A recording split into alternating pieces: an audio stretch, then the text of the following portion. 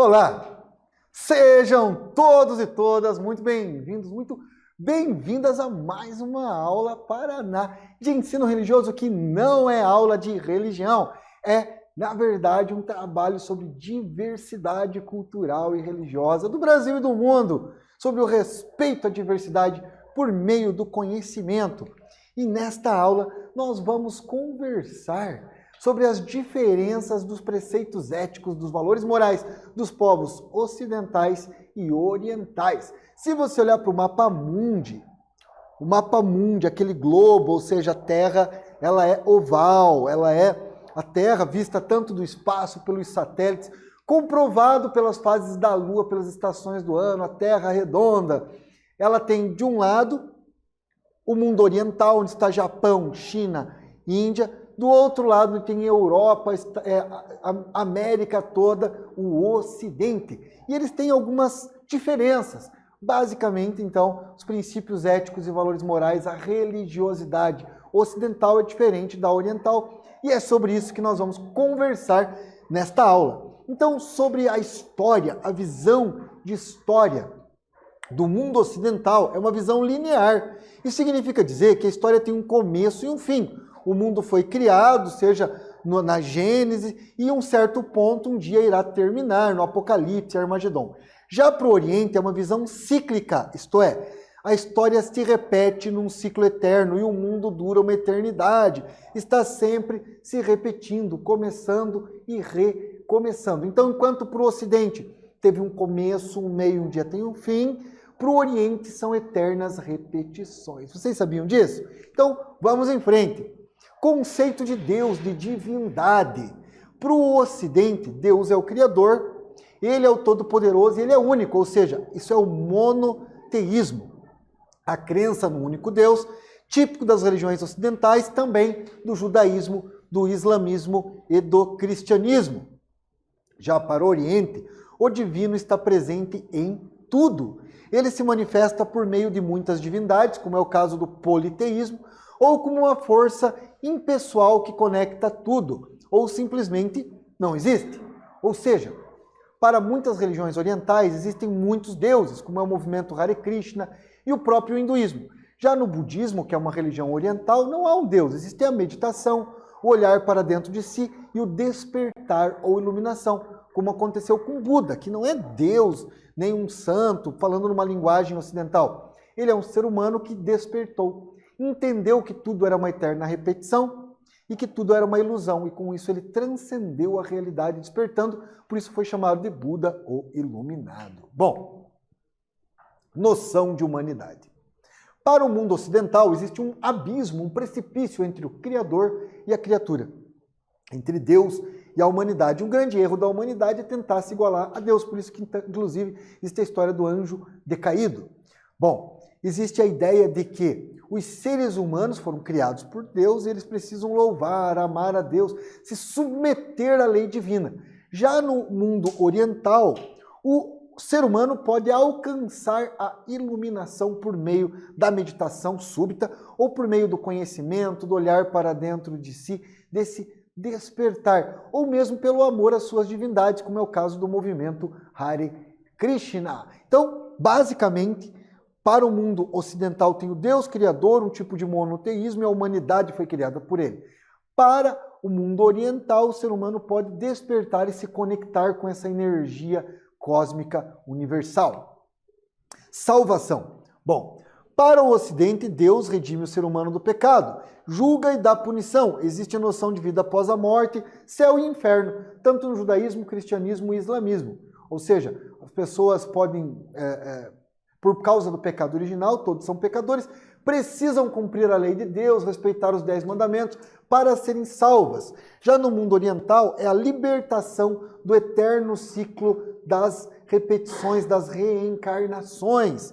E você pode, por meio o Dharma e Karma, você consegue se libertar por meio do conhecimento, por meio desse despertar, você consegue se libertar desse ciclo de eternas reencarnações. Então, enquanto para uma salvação, para o outro a iluminação ou libertação do eterno ciclo de reencarnações. Dentro da ética, Para o mundo ocidental, você tem que ser fiel ao instrumento da ação divina. Deve obedecer à vontade de Deus, abandonando o pecado e a passividade diante do mal. Já na ética oriental, os ideais são a passividade e a fuga do mundo, não se preocupar com os problemas, viver em tranquilidade e simplicidade. Ou seja, a ética oriental se baseia na ideia de que você precisa ser bom, não causar sofrimento aos outros, viver com simplicidade, viver com humildade. Culto. Para o mundo oriental existe a meditação e abandono do mundo material. Já para o ocidente, orar, pregar, louvar e rezar. Agora nós vamos fazer uma atividade. Convido vocês aí a escreverem brevemente um texto apresentando as diferenças entre que você aprendeu até agora. Qual é a diferença entre a ética ocidental e a ética oriental? Então, agora é com vocês.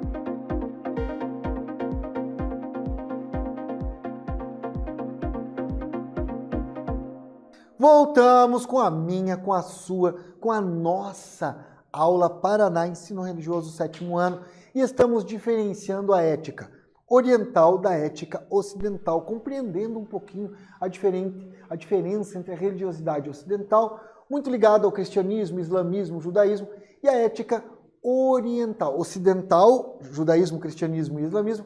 Oriental seria as religiões indianas, japonesas, chinesas. Então, nesta atividade, tem que escrever o que você entendeu até agora. Para a gente se aprofundar, vamos conhecer um pouquinho algumas religiões orientais, já que as ocidentais são muito próximas da nossa cultura. Bem, segundo os hinduístas, então o hinduísmo é uma religião da Índia. O que a pessoa faz é mais importante do que aquilo que ela acredita. O costume correto é o mais importante do que o conteúdo religioso. A lei ou ética comum é chamada de Dharma, que significa que todas as pessoas têm responsabilidade para com a sua família, sua casta, que é o grupo social, a comunidade como um todo, e que essas responsabilidades, desde o nascimento, variam de um indiano para outro. Ou seja, lá na Índia tem uma religião chamada hinduísmo, e para eles muito mais importante do que o que você acredita, da sua fé, é como você age, a responsabilidade que você tem que ter com a tua comunidade, com a tua família, mas isso varia da posição que cada um ocupa na sociedade. Dessa forma, o que é bom para um não necessariamente é bom para o outro. A boa moral consiste em adotar os preceitos e deveres de sua própria casta, classe social a que você pertence. Ou seja, para uma pessoa que tem mais dinheiro, a responsabilidade é uma, ela tem que fazer caridade e tal. Para uma pessoa que é um militar, um policial, é outra responsabilidade, cuidar dos outros. Para aquele que é um trabalhador, ou que é filho, ou que é pai, dependendo da tua posição no momento em que você está vivendo, é que varia a forma da sua ética, ou seja, cada um tem que ser bom naquilo que lhe compete, ter compromisso, comprometimento. Aqui temos uma imagem dos indianos aí na beira do rio Ganges, que é um rio sagrado, fazendo oferendas. Bom, outra religião muito conhecida no Oriente é o budismo. Surgiu na Índia, mas se esparramou por China, Japão, Tibete, inclusive para o Brasil e quase todos os lugares do mundo. Quando Buda alcançou a iluminação, depois de um longo tempo de meditação, o deus Brahma foi até ele e pediu que ele levasse seus ensinamentos para as pessoas. E mais uma vez Buda sentiu compaixão por seres humanos e todos os seres vivos. Contemplou o mundo com o olhar de Buda e decidiu abrir o portão da eternidade para quem quisesse ouvir. Buda decidiu se tornar um guia para os seres humanos. A vida de Buda é um exemplo de como se comportar eticamente. A compaixão e o amor são centrais na ética budista. Não só as ações, mas também o sentimento de afeto são importantes. Caridade que fazemos não apenas afeta aos outros, mas contribui para enobrecer nosso próprio caráter. Bom, importante aqui dizer que assim como existe o cristianismo católico, evangélico, luterano, protestante, entre outros, também existem várias formas de budismo. Até agora eu falei do budismo lá da Índia. O budismo do Tibete é diferente do budismo do Japão, que é diferente do budismo chinês, com algumas variações, mas o princípio é o mesmo. Aquilo que foi ensinado por Buda. Existem 5 mandamentos budistas. Para uma vida, tem 5 regras de conduta. Primeiro, não fazer o mal a nenhuma criatura viva. Segundo, não tomar aquilo que não lhe foi dado, não roubar. Não se comportar de modo irresponsável nos prazeres do amor. Não falar falsidade, não mentir. Não beber álcool e não usar drogas. Parece simples, mas aí são 5 mandamentos éticos do budismo, né? Ou seja, eles não devem fazer o mal, não devem roubar, não devem ser irresponsáveis no amor, não devem mentir e também não devem usar substâncias alucinógenas ou álcool. Essas regras de conduta costumam ser chamadas de 5 mandamentos. Porém, o budismo não reconhece nenhum ser superior capaz de dar ordem à humanidade sobre como viver. Assim, as regras não dizem faça isso, não faça aquilo. Elas são formuladas da seguinte maneira: tentarei ensinar a mim mesmo a não fazer mal a nem uma criatura viva. Ou seja, outras formas de budismo, por exemplo, no budismo tibetano, eles chamam de caminho óctuplo, regras direcionadas de como viver bem. Basicamente, aqui para tentar traduzir, O budismo não tem na sua ética crenças, como no cristianismo, sobre fé, pecado e Deus.